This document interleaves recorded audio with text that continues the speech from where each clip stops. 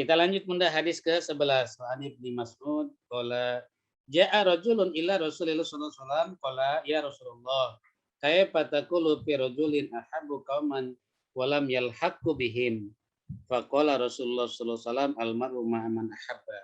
Jadi bagaimana kita mencintai kaum, mencintai orang lain begitu ya kalau kita tidak pernah berjumpa. Gitu ya. Ya, walaupun tidak pernah berjumpa, kalau kita melihat sosok orang ini sangat baik, orang yang sholih, ahli ibadah begitu ya. Kalau sekarang mah kan bisa dikenal Bunda melalui media. Ya, mengenal tokoh-tokoh begitu ya. Ada di mana begitu tokoh-tokoh ahli ibadah begitu yang luar biasa. Nah, kita tertarik dengan kepribadiannya, tidak pernah berjumpa dengan ulama ini, ulama itu, kita tidak pernah berjumpa, tetapi sosok beliau adalah sebagai hamba Allah, sebagai ulama, sebagai panutan, timbul rasa mahabbah di dalam diri, Bunda. Ya kan trennya begitu ya, trennya belakangan ini mencintai ulama-ulama yang istiqomah, ulama-ulama yang punya prinsip kuat terhadap syariat agama. Nah, kemudian dikenal begitu ya, dan kita tidak pernah berjumpa dengan beliau-beliau, tidak pernah bertegur sapa dengan beliau, tidak pernah menyapa, tidak pernah bermusafahah dengan beliau. Tapi kalau dalam hati kita Bunda ada mahabbah karena sebab kemuliaan akhlaknya, maka kata Nabi, kelak akan bersama dengan mereka-mereka yang walaupun tidak berjumpa dengan kita.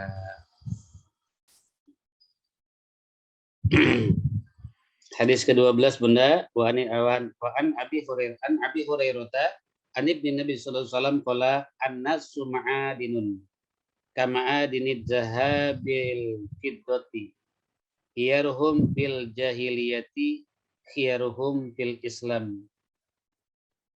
Dari Abi Hurairah, Rasulullah SAW bersabda, manusia itu berbeda-beda dalam watak, baik dan buruknya, bagaikan tambang emas dan perak.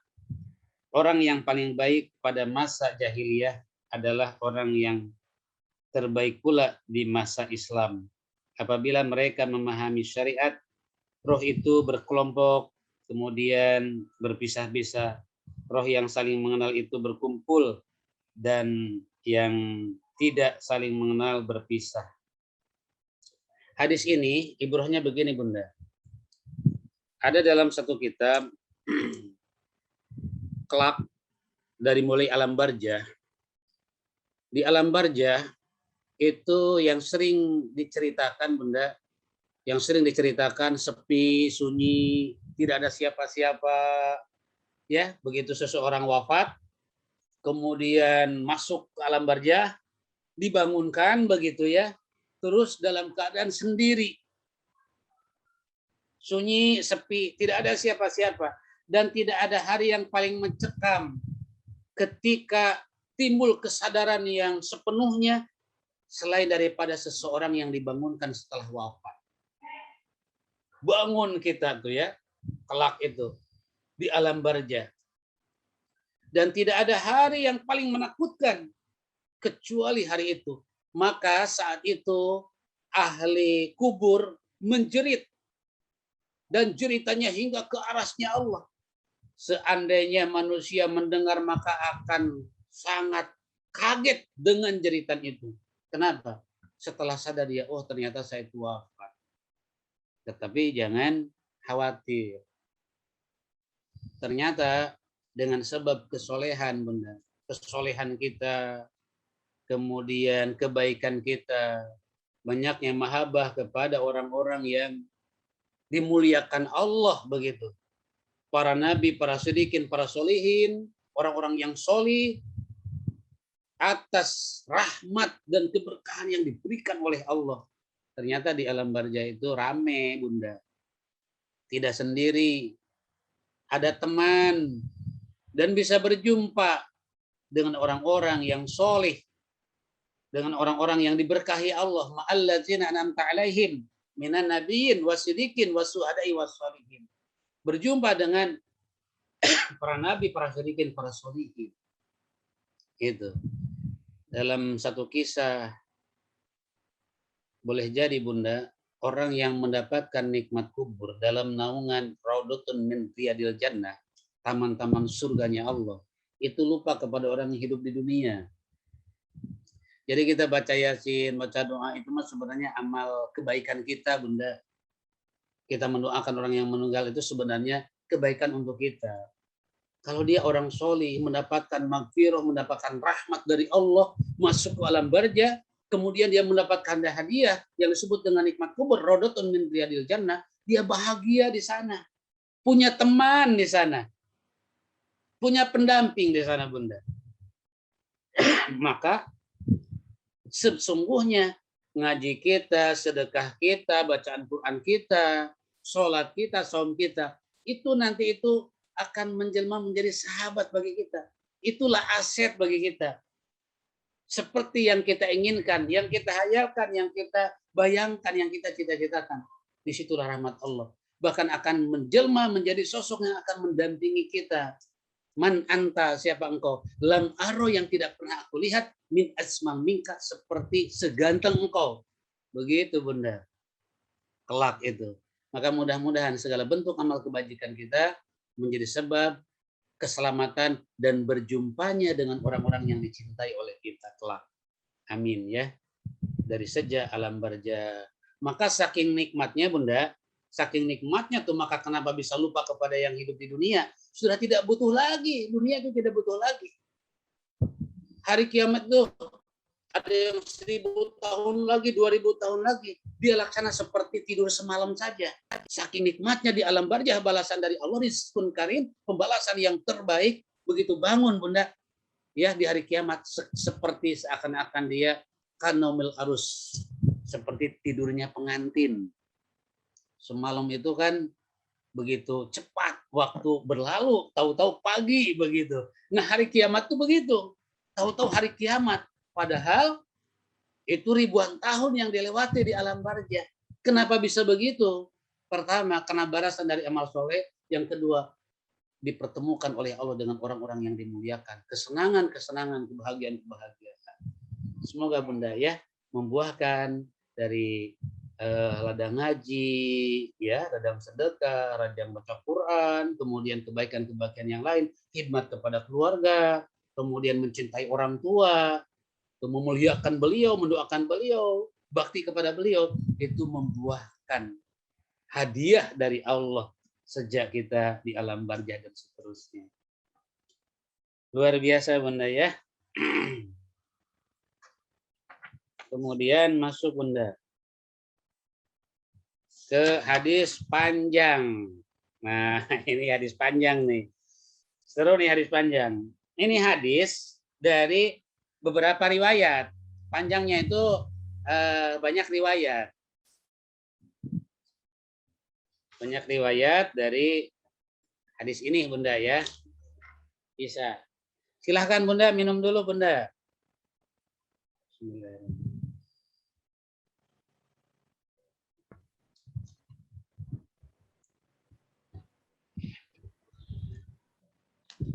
Hadis ini, Bunda, menceritakan sebuah kisah.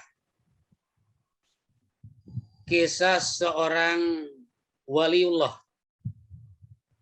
seorang kekasih Allah. Dan ini sangat populer kisah ini.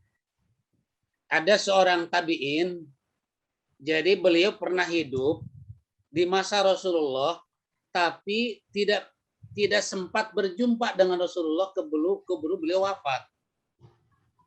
Ini seorang hamba yang solih luar biasa, bernama Uwais bin Amr Al-Qarni dari kota Yaman. Jadi orang Yaman, dari orang Qarn, dari daerah ya, dari Murad. Jadi suatu daerah misal dari Tangerang begitu. Beliau itu seorang kekasih Allah tapi menyembunyikan diri. Ahli ibadah, ahli ma'rifat. Boleh jadi beliau adalah ahli ilmu. Tapi tampilannya, casingnya itu adalah orang yang biasa. Bukan orang yang dikenal di bumi, tapi dikenalnya di langit. Jadi beliau itu sosok seorang hamba Allah, manusia biasa begitu ya, bukan orang yang terkemuka, yang terkenal begitu ya secara status sosial. Ya, orang mungkin petani atau apa begitu ya beliau. Tapi suatu ketika Rasulullah berbicara kepada sahabat khususnya Sayyidina Umar. Kata beliau begini, ada seorang hamba bernama Uwais. Kata Rasulullah, beliau adalah kekasih Allah. Kepada Sayyidina Umar, jika engkau berjumpa dengan beliau, maka mintalah dimohonkan ampunan kepada Allah, niscaya akan diampuni. Bingung para sahabat pada saat itu. Siapa begitu ya Uwais ini, sampai-sampai disebut-sebut oleh Rasulullah. Belum berjumpa dengan Rasulullah, tapi Rasul mengatakan itu. Termasuk dari wilayahnya. Apabila suatu saat engkau berjumpa dengan dia, maka mintalah didoakan kepada dia, dimohonkan ampun kepada Allah. Niscaya dosamu diampuni. Masya Allah, ini kualitas Bunda ya. Kualitas seorang hamba Allah, kekasih Allah, bernama Uwais bin Amr. Beliau ternyata sebagai tanda-tanda kesolehannya, kecintaan Allah kepada beliau sebagai wali begitu ya, adalah seorang anak yang solih, luar biasa. Kenapa disebutkan begitu? Kata Rasulullah, beliau adalah punya seorang ibu. Punya seorang ibu yang sudah sepuh, bagaimana beliau selama hidupnya begitu ya, semasa hidup ibunya itu dipersembahkan untuk ibunya. Bekerja, mencari nafkah, mencari segala keperluan hanya untuk membahagiakan ibunya. Bagaimana supaya ibunya itu senang, bahagia, tidur nyenyak, kemudian kenyang, maka diupayakan oleh Uwais sebagai anak yang solih, kemudian berbakti kepada seorang ibunya. Dengan ketulusan, dengan kecintaan yang dalam kepada ibunya, membuahkan kedudukan di hadapan Allah sebagai waliullah, sebagai kekasih Allah. Maka disebut oleh Rasulullah, jika ada dia berjumpa dengan engkau, maka mintalah untuk dimohonkan ampun dosamu kepada Allah, niscaya akan diampuni oleh Allah. Ini keramat luar biasa Bunda ya. Jadi kisah ini sederhananya seperti itu. Beliau adalah sebagai sosok yang sangat mencintai ibunya. Maka bersyukur begitu ya Bunda ya, yang masih punya ibu, punya orang tua, ada tempat untuk mendapatkan limpahan-limpahan rahmat yang seolah-olah sosok beliau itu adalah sebagai pintu surga yang dimudahkan oleh Allah. Pintu surga itu dibuka, pintu rahmat itu yang masih ada. Bersyukur banget. Bagaimana kalau sudah tiada saat ini? Bisa kita Bunda ya, dengan membaca Al-Quran, dengan bersedekah, dengan istighfar, Allahumma gfirli wali walidayya, atau dengan bahasa langsung, Allahumma gfirlahu, Allahumma gfirlaha, setiap pada sholat. Dimohon kepada Allah, ya Rob, ibuku sudah tidak ada, sudah di alam barzah. Ini hikmah hadis ini Bunda, hikmah hadis ini nih. Jadi rutin oleh kita, rutin. Ada rezeki, buru-buru dikhususkan. Saya sedekah atas nama ibu saya, atas nama ayah saya, dikhususkan Bunda. Ya, sebagai bukti bahwa kita bakti kepada beliau yang sudah tidak ada. Kemudian baca Quran. Ya, baca Quran. Salam malam Jumat saya baca Yasin begitu ya. Yasin ini mudah-mudahan barokahnya mengalir kepada ibu saya, kepada ayah saya. Boleh begitu. Baca Al-Quran, baca surat apa saja, boleh. Kemudian baca doa, Allahumma gfirlahu warhamhu wa'afihi wa'fu anhu, dibaca 3 kali atau 7 kali begitu ya. Setiap pada sholat misalkan 3 kali, bahwa kita ini adalah sebagai anak yang bakti tanpa putus. Waktu hidup selagi masih ada kita Apa yang bisa kita upayakan buat ibu, bapak kita bahagia, kita ada di sana begitu ya. Dan belum sempat, misalkan ibu sudah meninggal, kita masih kecil sudah meninggal, sekarang ternyata masih bisa kita Bunda. Nah, dari bakti itu membuahkan khalilullah atau waliullah, artinya kecintaan Allah kepada kita. Kebayang ya, Uwais, mulianya beliau. Mulianya beliau adalah sampai-sampai Rasulullah tahu padahal belum pernah berjumpa. Tahu di sana, di tempat sana, jauh dari kota Madinah, ada sosok manusia yang dikenal di langit, tidak dikenal di bumi. Para malaikat selalu mendoakan beliau. Bayangkan dikenal di langit. Sehingga Nabi memberikan isyarat kepada para sahabat, khususnya Syed Umar, apabila engkau berjumpa dengan dia yang berasal dari Murad, berasal dari Korn, dari Yaman, nanti akan datang bersama rombongan, minta didoakan kepada dia. Niscaya jika dia memohonkan ampun kepada Allah, dosamu akan diampuni. Dijumpai ternyata ada dan berjumpa dengan Sayyidina Umar. Masya Allah Bunda.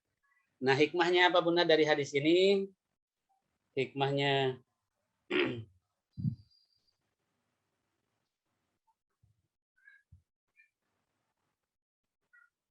Bunda dari hadis ini, pertama, menunjukkan kebenaran mukjizat Rasulullah, bahwa mengetahui hal yang gaib, ya, hal yang gaib.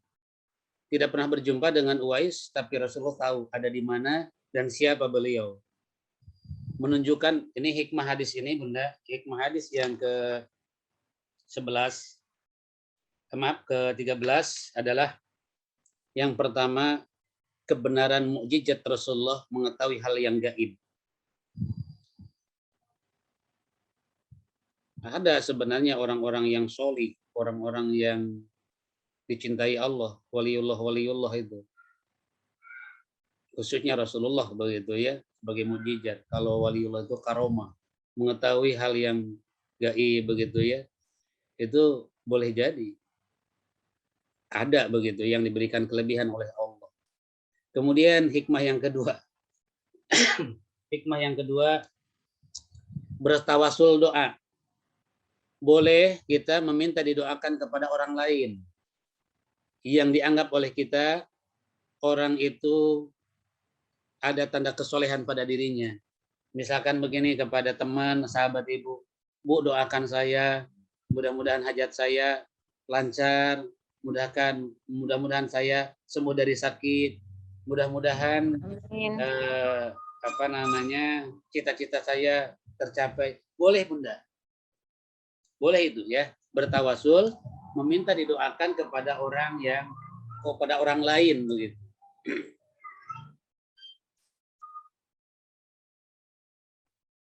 Kemudian yang ketiga, hikmah yang ketiga, sebagai contoh orang yang besar, orang yang hebat begitu ya, juga boleh meminta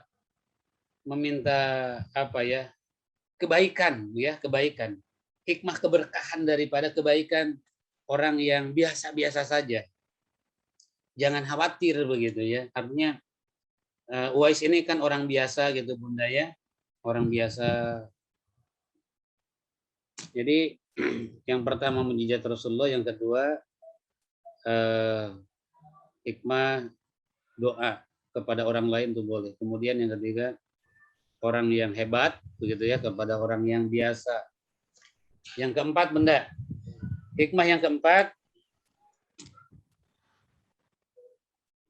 sunnah merahasiakan kesolehan. Ya, merahasiakan kesolehan itu sebagai tanda ahlul ibadah, merahasiakan kesolehan. Tidak begini Bunda ya, saya ini capek habis tahajud 12 rakaat gitu ya. Nah itu tidak begitu. Ini Bu, saya nggak ikut ngaji, saya semalam itu baca Al-Quran hatam 2 kali begitu ya, terus tahajud, hajat, sunah taubat begitu ya, sehingga saya nggak bisa ikut ngaji, ngantuk begitu ya. Nah, itu tidak begitu benar. Merahasiakan kesolehan, karena kesolehan kita akan dinampakkan oleh Allah. Sesungguhnya kesolehan kita itu akan dinampakkan oleh Allah. Bagaimana caranya? Allah Maha Hebat. Allah Maha Hebat. Kesolehan-kesolehan kita akan diilhamkan oleh Allah dan akan diketahui oleh orang lain tanpa kita tahu. Makanya itu yang suka disindir itu ya di medsos begitu ya, suka disindir kan, ada gitu ya update status lagi tahajud begitu ya, jam berapa begitu, jam 3 atau jam 2 gitu ya itu. Nah itu salah satunya Bunda ya, yang dicontohkan oleh Uwais Al-Qarni. Jadi beliau merahasiakan kesolehan dirinya, tidak diketahui oleh orang lain. Bahkan orang-orang sekitar tidak mengira itu adalah sebagai waliullah. Tidak pernah mengira.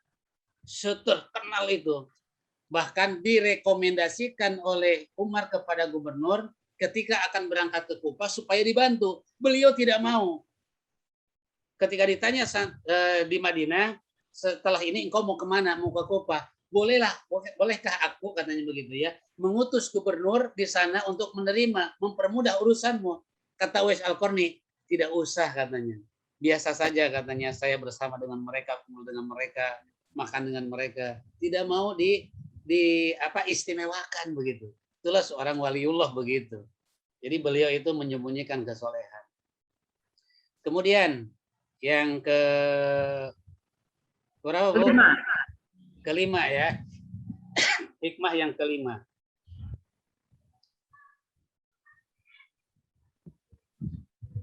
Boleh bertawasul dengan amal baik.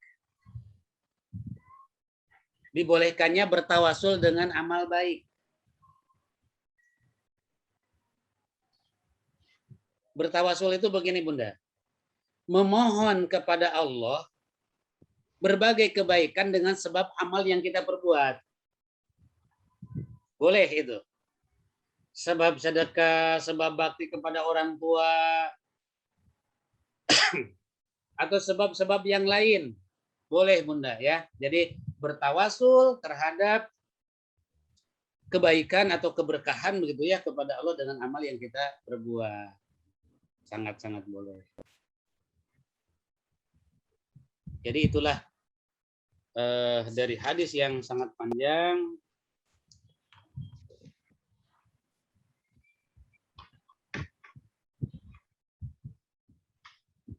tentang hikmah kisah Uwais Al-Qarni.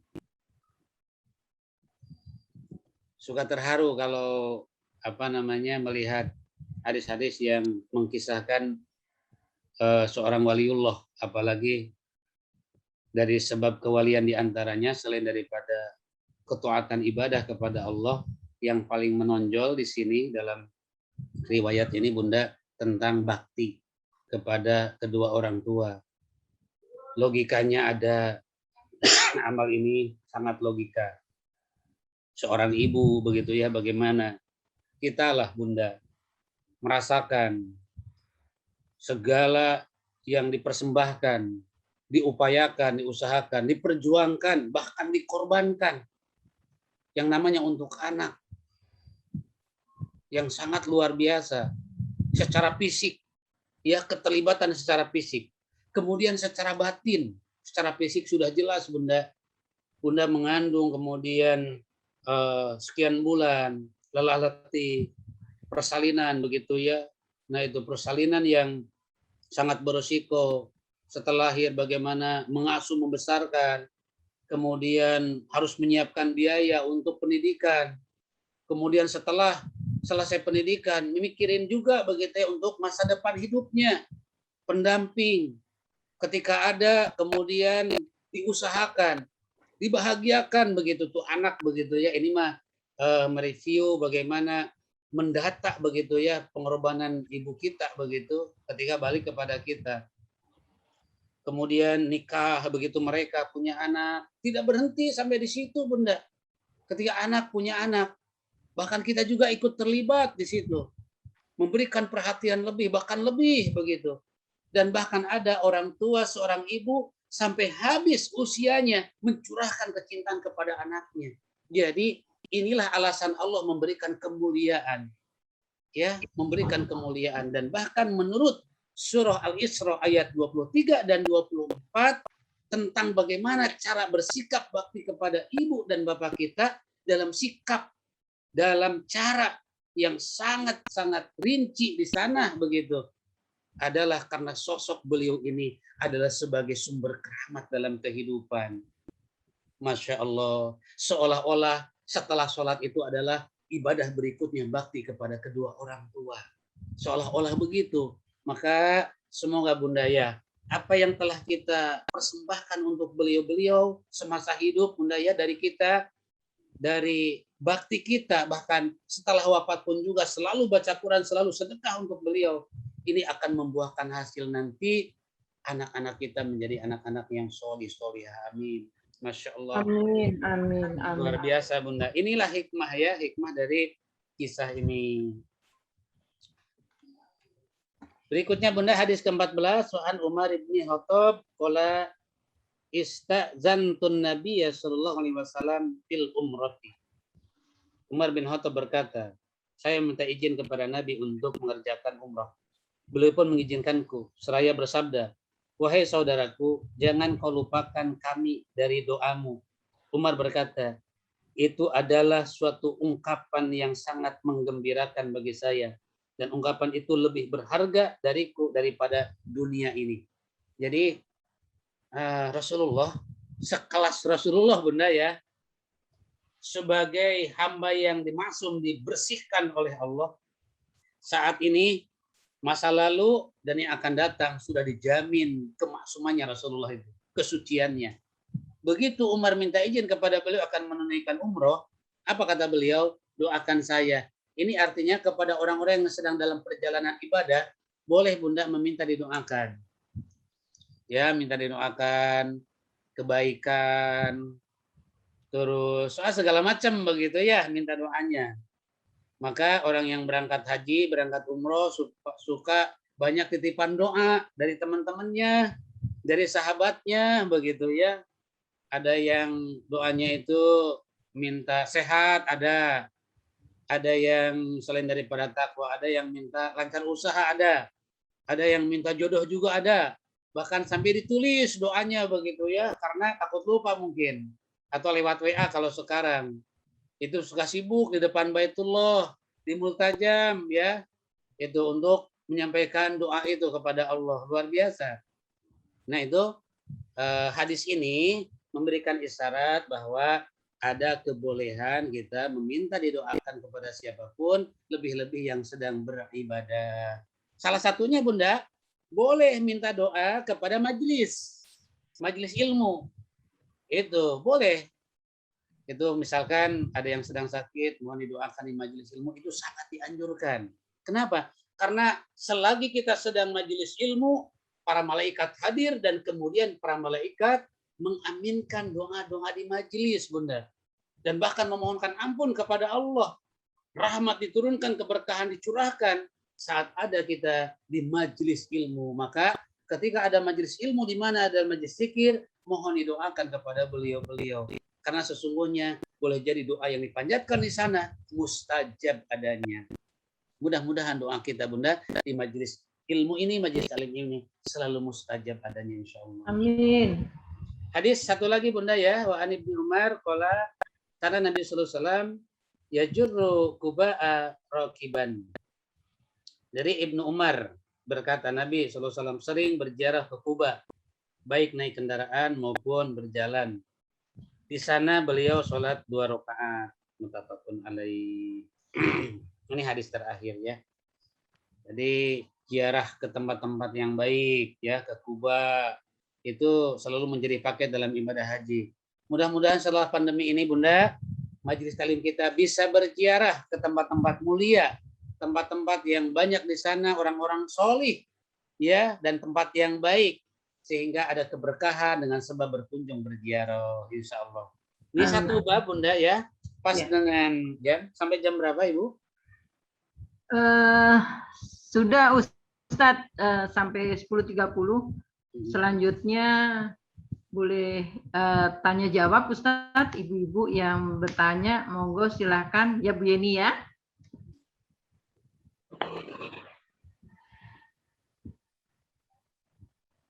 Bu Dokter belum ini mic-nya, mikrofonnya. Ya. Maaf, silakan ibu-ibu yang mau bertanya pada Ustadz. Assalamualaikum warahmatullahi wabarakatuh. Waalaikumsalam. Waalaikumsalam warahmatullahi wabarakatuh. Indri mau tanya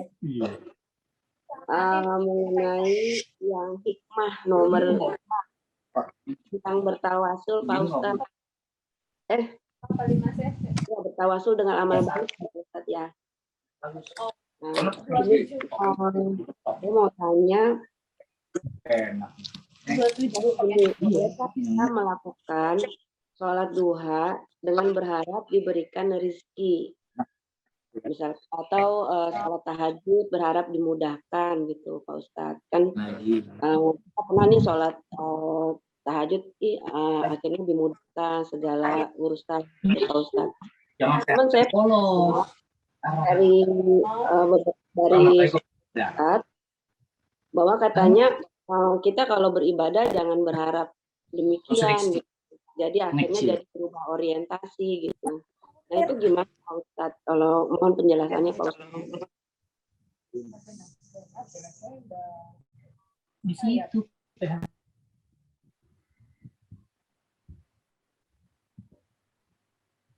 Jawab ya Bu ya. Ya Ustadz silakan. Ya baik. Bertawasul dengan berniat atau motivasi untuk tertentu berbeda benda. Yang tidak boleh itu berangkat daripada niat. Saya sholat duha itu niatnya supaya lancar rezeki, ya tahajud supaya lancar usaha. Kalau bertawasul berbeda benar. Bertawasul itu adalah menghubungkan suatu kebaikan kepada kebaikan yang lain yang bersifat hajat. Itu perbedaannya bunda ya. Kita sholat tahajudnya karena Allah, kemudian sholat duhanya karena Allah. Tetapi di balik kebaikan itu berharap menjadi baik. Jadi itu tawasul itu bermakna doa bunda. Kalau niat sama doa berbeda begitu ya. Kalau niat adalah motivasi untuk apa tahajud? Untuk lancar usaha. Begitu selesai, begitu lancar usahanya selesai tahajudnya, tidak tahajud lagi. Itulah motivasi niat. Maka posisikan niat di dalam hati begitu ya. Sebagaimana ketetapan dalam prinsip ibadah bahwa segala sesuatu yang diperbuat oleh kita dari kebaikan hanya karena Allah. Tetapi jenis-jenis kebaikan itu boleh dijadikan sebagai perantara doa. Itu dari perbedaan antara niat dan tawasul. Begitu Bang.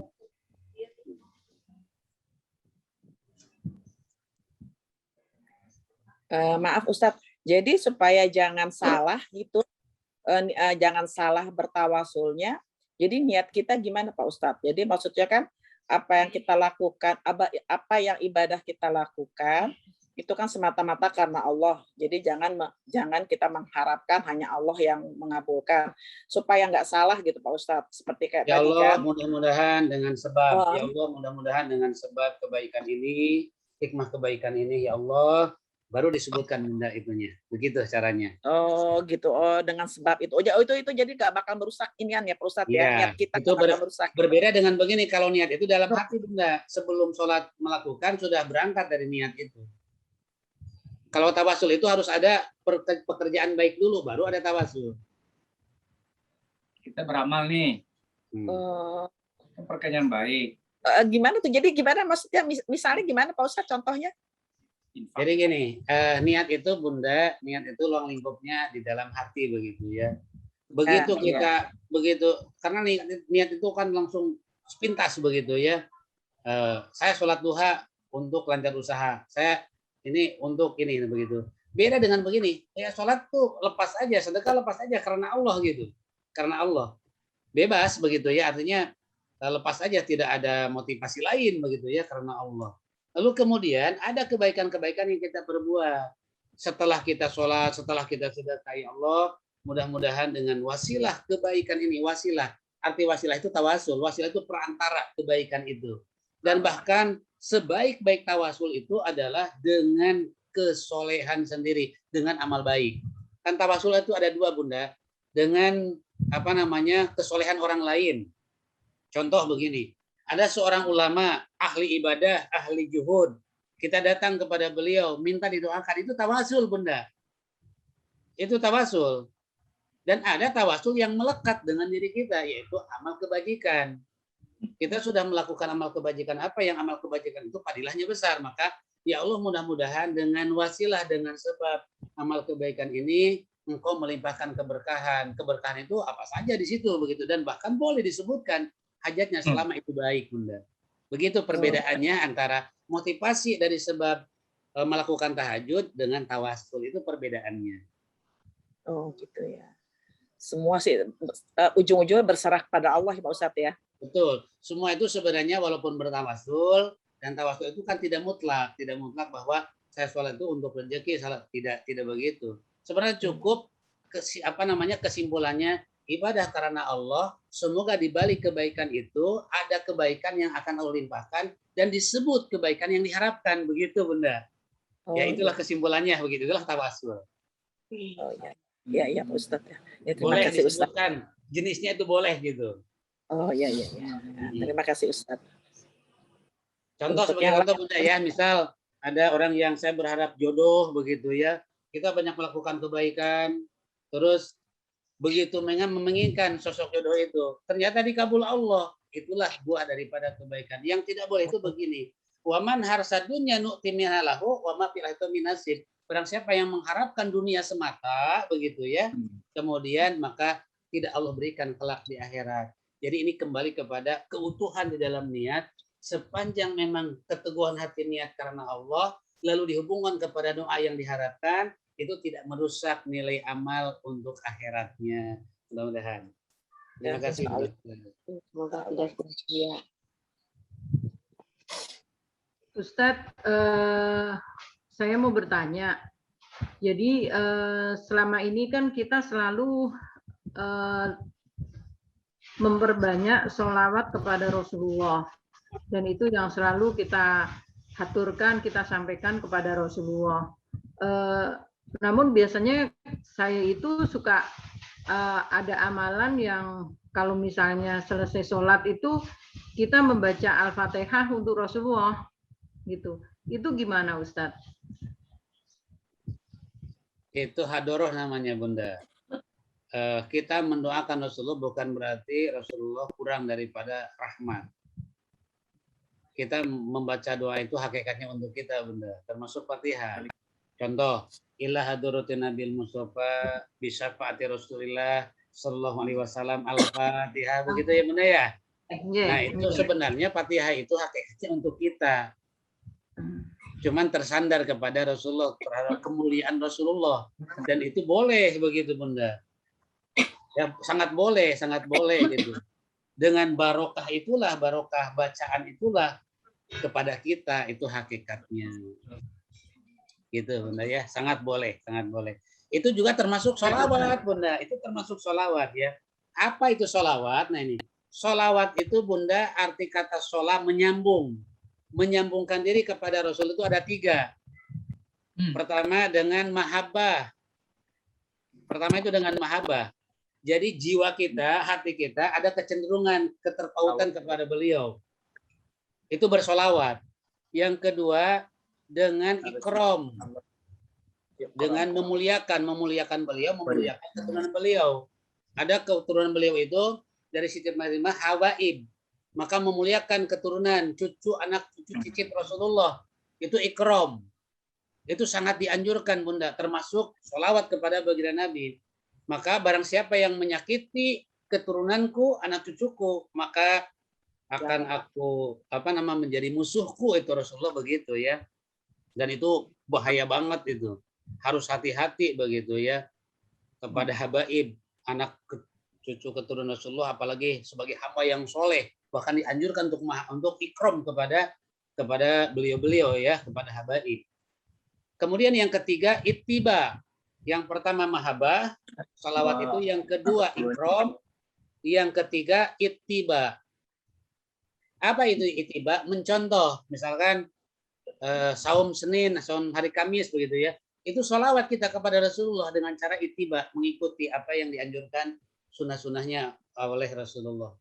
Itu Bunda. Boleh ya membaca Fatihah dengan cara mahabbah tadi, cinta dalam bentuk cinta, kemudian ikram, memuliakan, dan ittiba.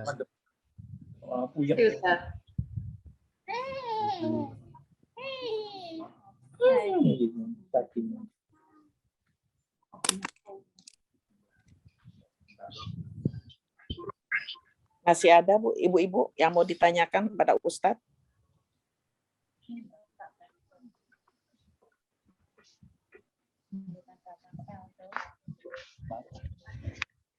Gimana masih? Gimana ibu-ibu masih ada yang mau ditanyakan kepada Ustadz? Masih ada waktu nih, masih ada 10 menit lagi menuju jam 11.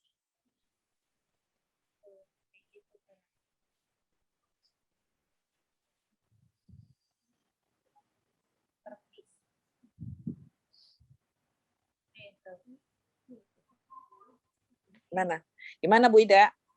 Kita tunggu sampai jam 11 atau kita mulai tutup aja? Boleh ditutup. Dengan Ustadz berdoa.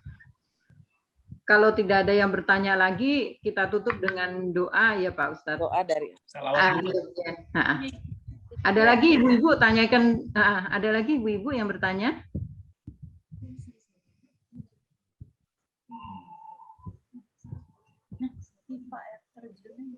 Kelihatannya nggak ada Bu Yen. Monggo. Ya. Monggo silakan Ustadz baca doa Ustadz. Segala doa tak menutup. Alhamdulillah sampai di penghujung majelis ini Bunda, saya menyampaikan apresiasi luar biasa. Ada tanda kecintaan di dalam majelis ilmu dari Bunda semua. 1,5 jam lebih ternyata kita berjalan, saya menyampaikan materi dan berhasil ya, satu bab ini selesai begitu. Luar biasa. Dan Bunda menyimak dengan seksama.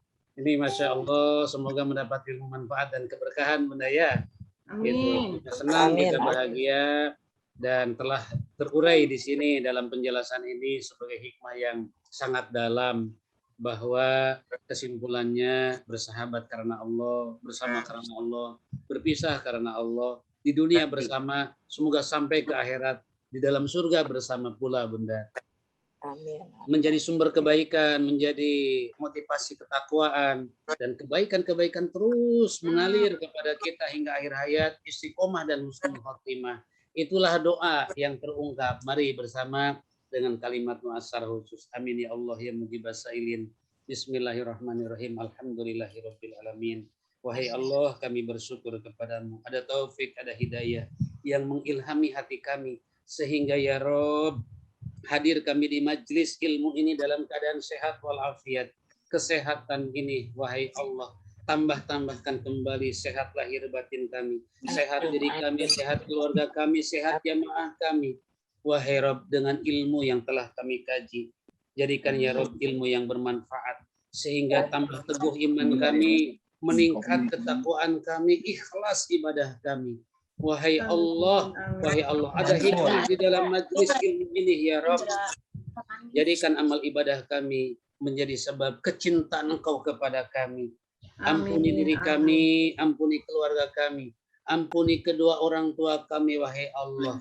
Jika kami ini adalah Engkau pandang sebagai anak yang masih belum sempurna bakti kami kepada beliau, ya Rabb, ilhamkan kami agar bisa menjadi ahli Quran, ahli sedekah, menjadi bagian daripada bentuk bakti kami saat ini kepada beliau yang sudah tiada. Muliakan di alam barzahnya, lapangkan alam barzahnya, terangkan alam barzahnya, wahai Allah.